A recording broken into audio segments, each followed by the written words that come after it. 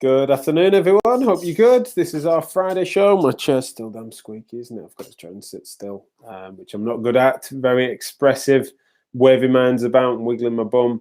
I'm Jack Chew. This is Chewing It Over. Weekdays, 12:30 till 1 o'clock. We discuss all things topical in and around MSK practice, healthcare, and then also how it intersects with culture and society at large. So whatever happens to be topical. However, this show probably far less relevant to specifics on my specialist subject of healthcare and MSK, because many of you have been sometimes heckling, sometimes sympathetic, wanting me to talk about the football, which we were doing in the build-up and while the Euros were on, but then I've been rather quiet about it since, mainly because I've been not on the show and things like that. But I thought we'd get stuck into that, especially because that is something that, for good, bad, and ugly reasons, there's been lots to talk about in that direction. So I thought we'd do that today. As usual on the Friday show, it's even more interactive than usual. I make sure that everyone's got some space to throw their comments and questions in amongst it. So I would love it if you're going to be tuning in live for you to participate if you see fit.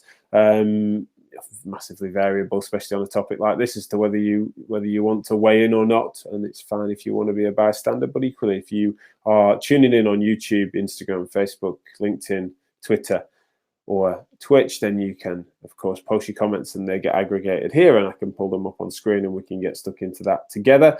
As per usual, if you're tuning in live, let me know if you can hear me all right, see me okay, if the stream's working okay, and we'll crack on. It's always good to hear from you, even if it's just for an emoji thumbs up is always helpful for me to know it's all working, but it all seems fairly stable. Thanks to Michael Schumacher coming on the show yesterday, giving his insights into being a patient, as he's on our marketing team, knows a lot of therapists, but he needed us over the last few months, and gave us some really good insights into what that was for him and what he thinks as a profession we need to do to value ourselves more, and what it is that's our unique selling point in the industry. So that was really interesting to hear from him. So it was a really interesting show. If you haven't, then do look back over that. Available also as audio on all good podcast players. The topic then today, and I put it in the subject in the description for the feed. It says about how I'm just about over it enough to talk about it. I've been licking my wounds a bit. It's a bit gutting, on a football level.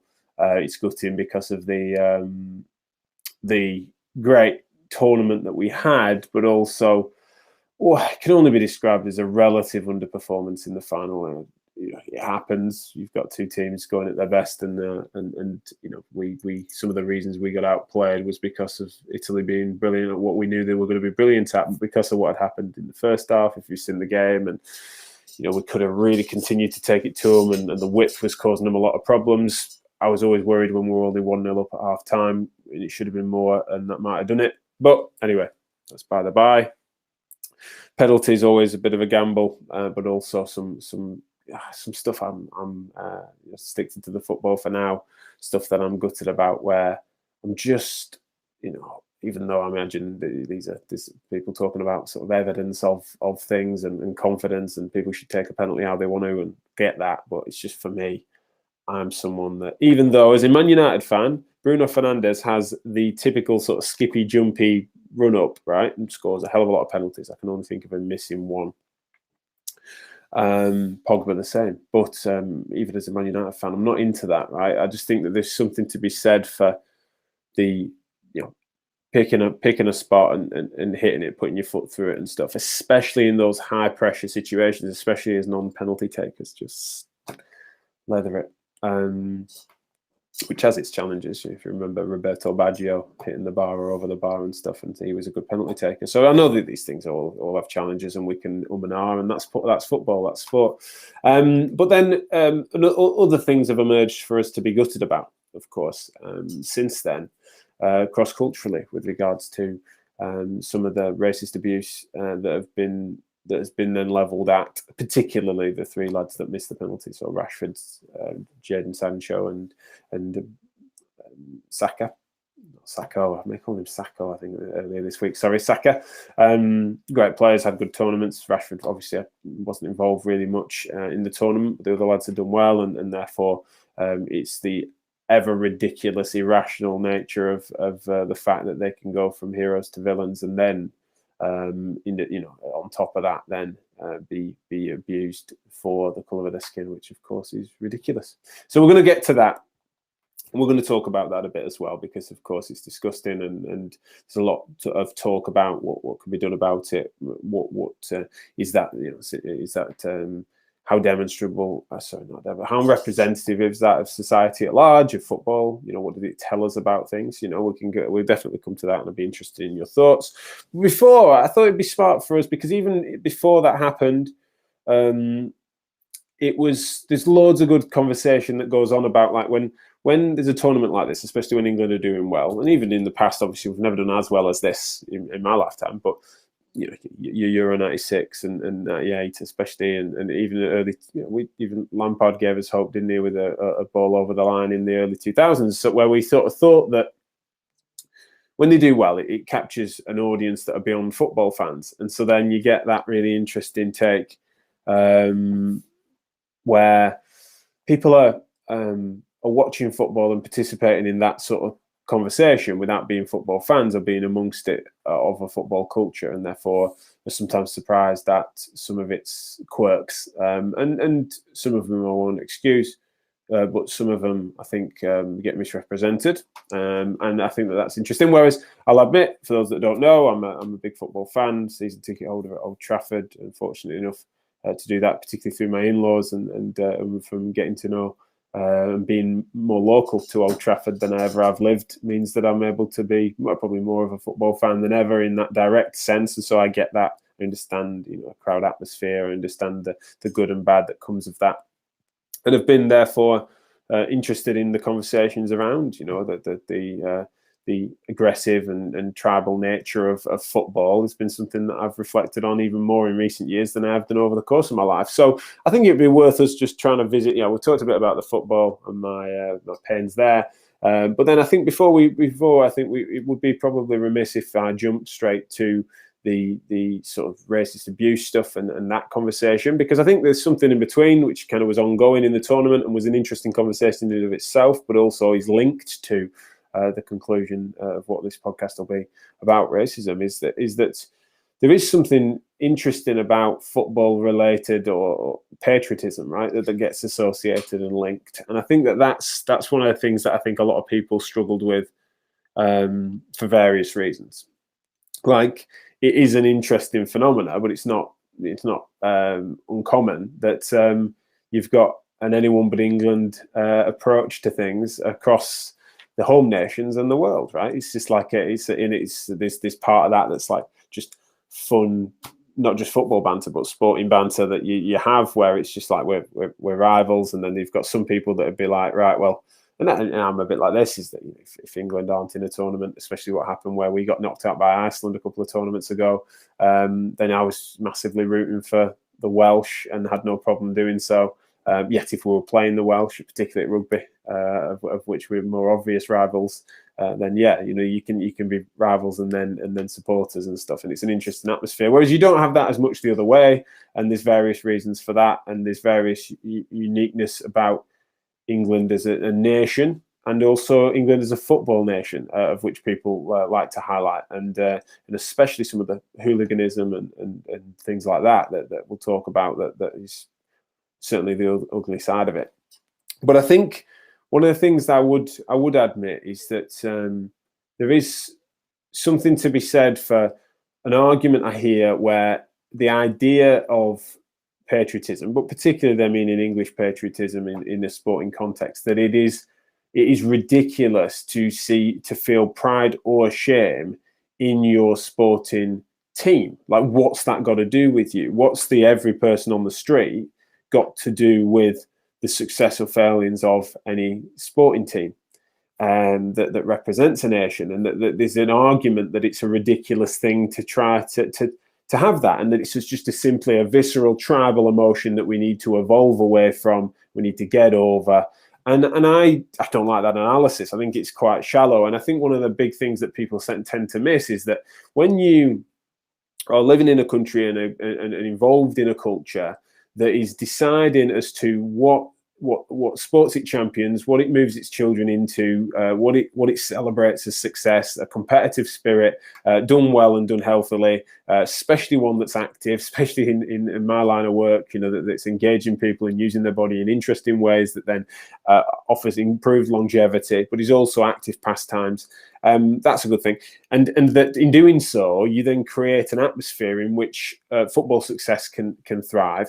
And you've been involved in that even as a taxpayer. So you might be funding, or you might be playing the national lottery to support Sport England and other grassroots things that can mean that, be that football team or the GB Olympic team, which we'll all be celebrating and supporting soon. It's like that.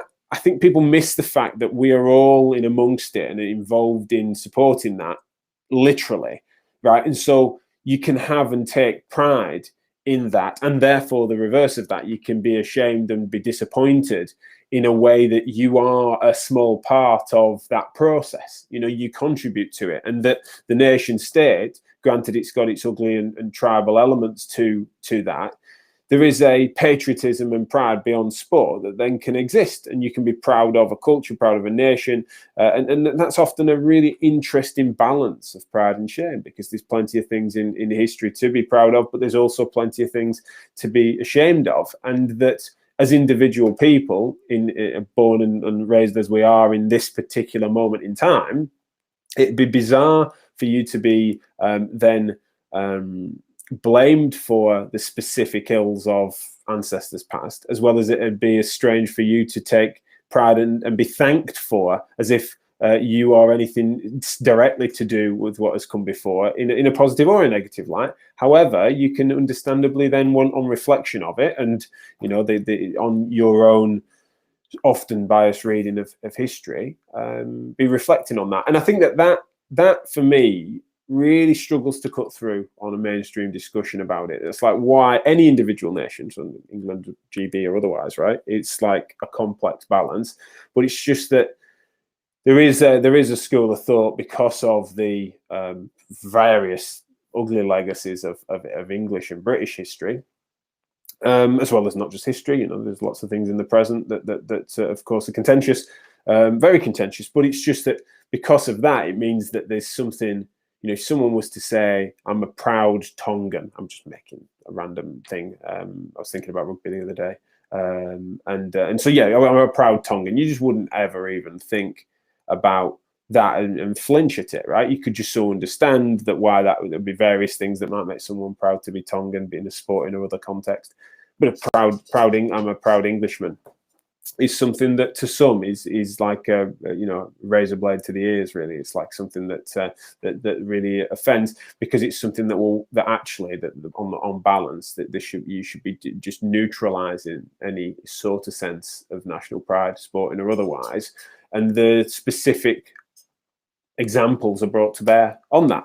Now, I think the way that colours sport is not so bad when you've just got sort of sports fans and football fans then in amongst it. But when it kind of, like, it's great about when you have major tournaments and success in major tournaments, is that you get these more people that haven't watched a game of football since the last one and aren't really attentive to it. It's great, and I love the fact that they're involved. But because that they then struggle with the concept of patriotism, because they've got other issues there, whereas in a sporting context we're kind of more familiar with it. National anthem, it's like, how often do you encounter the national anthem but for sporting circumstances? And often then in football particularly, but happens in other sports as well, you then have the competitive element between fans becomes then, how can you create hostile atmospheres to try and elevate your team and put off the other team, right? And that can be for in good ways and in bad ways. And so that's one of the things that, if people aren't used to that, it can be something that clearly confronts them, and they don't then reflect on the fact that, I'm not used to this, or there might be something that I'm not aware of. They instead just see that as nothing but ugly, right? They can see no upside in some of that, and I think that's a shame, because essentially these are, and I think it's some great books on this that are one of my favourite, especially in sort of philosophy of sport and stuff. David Papineau who's writes on great many things in philosophy, but he did a great book on sport. And there's lots of really interesting proxies with regards to sport as a competitive element, has an aggressive element, especially contact sport, and then the way in which that is sometimes, you know, a proxy for war and a proxy for, say, aggression, classically male aggression, to then be as individual players, but then also the fans supporting said individual players as a representative of their town or club or nation, is that they're going to war within a set of rules. And what's fascinating is, of course, that in more and more aggressive sports, physically aggressive sports like rugby, you find yourselves then having a decorum that doesn't transcend that game and doesn't turn into hooliganism quite as much. And that's there's a few various reasons for that that probably wouldn't have time for today, unless you've got, of course, you guys want to get stuck into that, those that are tuning in live. And I'm going to ask you some direct questions in a second, so please let me know your thoughts on this so far, but I'm going to, as I say, ask some bait you into conversation if I can in a second.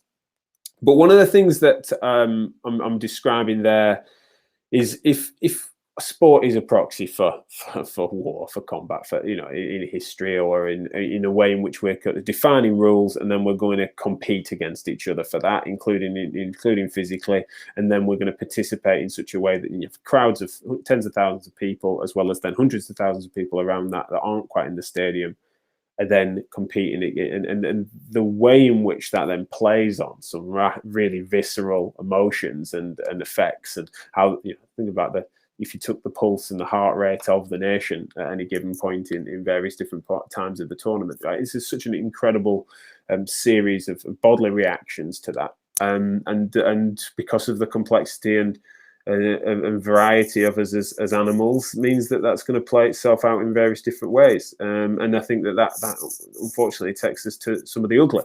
Like if those feelings, the anger, the heartache, the excitement, that if that waxing and waning, and the adrenaline and the heart rate and the all sorts of different things that are playing out in that phenomena, then mean that you can't and aren't civilized enough to sort of temper them and temper your aggression in such a way that it doesn't manifest itself physically through aggression or verbally through abuse, then of course, yeah, there's no excusing it, but it's just something that essentially that is an ongoing thing, right? There's nothing new necessarily about that. And I think that one of the things that happened, especially in the 90s, and I was quite young then, but in the 90s, where football hooliganism, particularly nationally, between sort of clubs and firms and all that sort of stuff, got tidied up to some extent, and there's been more of a family atmosphere around football. There's a worry that that's then we've gone all the way back to that. And it's hard to measure because of the fact that we've all been out of stadiums, right? I'm someone that attends quite regularly, and various things that would have stopped me doing that, including having twins, meant that we were likely to be away from the ground for a while. But the COVID situation has meant that we haven't. So it's difficult, because that's definitely played a part, hasn't it? Is that you suddenly have this massive influx in ability to get together and fans in a stadium, as well as the uniqueness of England reaching a major final, meant that it was a bit of a powder keg. And whilst there's just no excusing it, you can so understand that everything was just contributing to it kicking off, which is a real shame. And therefore, when as I said, just not civilized enough to contain and manage those emotions, mean that people act out physically under the influence and the like, and then you get the hooliganism, as well as then jibbing in to try and get into a stadium that you've not got tickets for, including being willing to then fight those opposing you, right? It's not like you know, there's something to be said, and I don't think I've done it. I was thinking about this the other day, but I've got good mates of mine that have snuck in that side of tighter turnstiles to sneak into an away game and stuff, and so there's such a difference between that, and then if then stopped, you then beat the shit out of the steward that stopped you. You know, it's just, you know, there are levels, right? The act of doing it, not cool, criminal. I get you. You're trespassing or whatever. You're breaking in. You're undermining the people that have got tickets. I'm not excusing it, but there is a massive difference then to then you're getting physical in some of the scenes that we've seen from Wembley, which is not good. Which then brings you to then an aftermath, right? So you've got a game, and you've got a way in which that you've got a naturally tribal atmosphere for the fact that can then mean it raises the temperature. Everyone's gunning for their side. It becomes incredibly binary. Yeah, you've got Italians and you've got Englishmen just hoping that their team will win, and it goes down to the wire. It goes down to the wire so much that essentially it ends up being, as much chance as it is skill. Let's be fair when it comes to a penalty shootout. And so hair's breadth between the teams, especially across the tournament and even in this game, and that's it. It's a matter of spot kicks. And one of the most depressing things that we've all noticed, really, and has been talked about a bit, is this idea that then you've got 3 lads who miss the penalties, happen to be people of colour, and everyone notes straight away, the abuse they're going to face. Right? That is not going to go unnoticed by your tin pot racists are going to therefore make a point of that. And it was so gutting that we live in that world, that it's just like, oh look, here's an excuse for that ugliness that exists amongst us, right?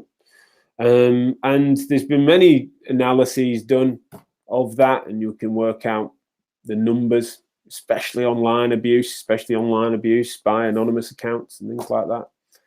And it's just disgusting. And that sounds cheesy, doesn't it? But it's like I, as most do, fortunately, but I absolutely hate racism, particularly for its how ridiculous it is in every which level of analysis to judge someone by the color of their skin, and for you to associate that with anything other than pigmentation. Like, it's just it just makes your skin crawl.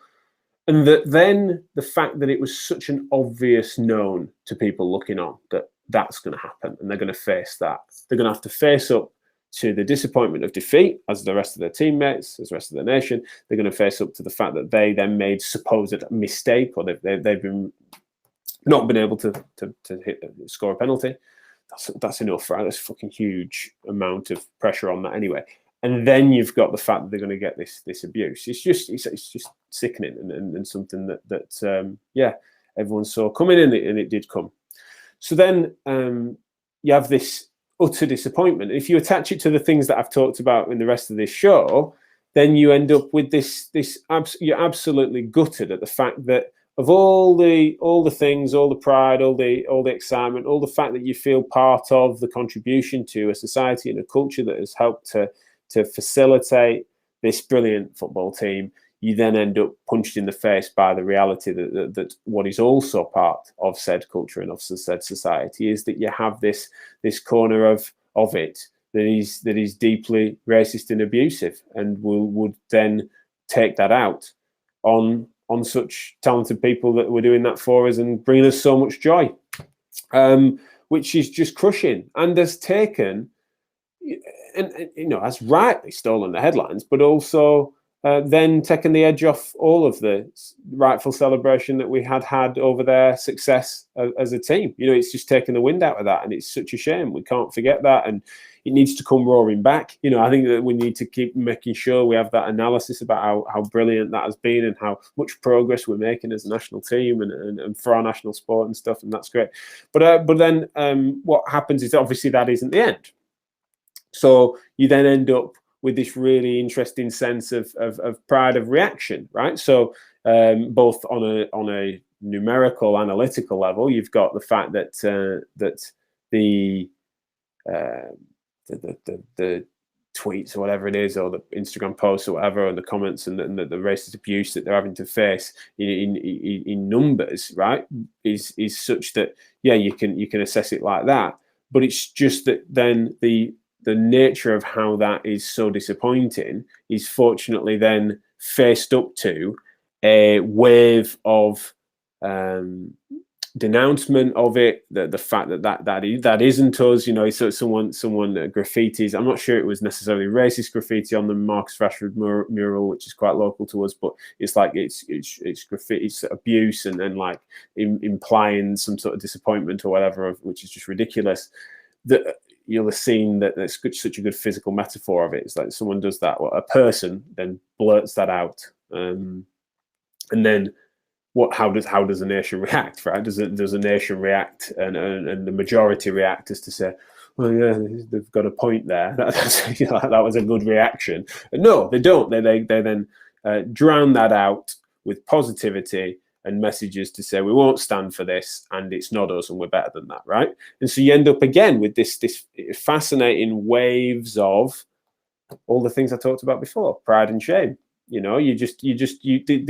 all of us, isn't it? Right? You've got that these things all happen, and that I think that the quantities matter. I think it's sometimes a bit clumsy, when people then want to imply that this is evidence of X, and usually what they're doing is they're saying this is evidence of exactly what I've been saying for the last X, right? It's like they can't help but just use things as fuel for their existent biases, and I'm not pretending I'm immune to that, but I try and fight against it a bit, and I think it's a healthy thing to sort of say, well, what are the counters always to my own instincts on it. But generally, you want to try and work out and find that balance, and the way that it intersects with sport and exercise and activity, and how likely that is for people to participate. You can imagine how much of a professional interest I have in that, and how many of you in my audience would have in that. But when it intersects so obviously with culture, as it has with this tournament, and with all the good, bad, and ugly that's come with it, then it's a time for reflection, but it's also a time for action. And it's a time for action that involves positive and sensible conversation about each of the different components of it, as well as it as a whole, to try and make sure that we can right some of these disgusting wrongs that are occurring as best possible, with sensible and careful policy that doesn't make things worse, right? Let's not be clumsy with it. And therefore, I think the public conversation, as well as then as professionals and as role models in some corners of society, then we can do better. And that's one of the things that when we can do better, we should do better. And I think one of the best ways to do that is to therefore be poised and reflect on all these varied emotions that can occur, as well as the fact that what is it that we want to stamp out, and how can we go about doing that together? Because I think one of the things that's fascinating is that it's understandable and intuitive to reach for things like bans and things like that, which obviously I support in principle. If you think about the abuse or someone being assaulting people, never mind whether it's racially motivated or otherwise, your hooliganism generally, and then your racist aggression, then making that, you're going to ban for all. But it's just that one of the things that's really really ugly about things is that you don't want to be you don't want to compromise some of the upsides of liberalism, which is redemption. And then one of the things that's interesting, especially at Old Trafford, which is a big stadium, years ago, I don't know why, because I'm saddo and I overthink things, but amongst the crowd at Old Trafford, there'll be murderers, right? There'll be murderers that have served time, that have then paid their dues. Don't mean it's okay, don't mean they're forgiven, but it does mean that is a process. That's what we go through. We are a liberal society, right? They don't have the death penalty. There are people that have committed heinous acts that have then gone about a process of somewhat correcting for that, and then trying to live in society and we have this sense that we can do better and that people should be given a chance to and stuff. And I think that's that's one of the things that is hard, but we've just got to try and find a way to balance that and to channel it properly. I've just had 2 text messages from people saying that the comments aren't coming through to me clearly from LinkedIn and from Twitter, so I'm sorry about that. Occasionally we have that on the platform. I've got one that's come through here from Uzo, which is brilliant, and so I want to bring that up. I haven't read it yet, so it's going to cut off some of it. He said, if they want to fight, maybe if they want to fight, why don't they join the armed forces? Waving an English flag does not make you a patriot. Many of these racists are patriots when it's comfortable for them and for them to be, and does not require any discipline. How many would be happy to? And then sorry, I'll just read it here. How many would be happy to be patriots when the country really needed them?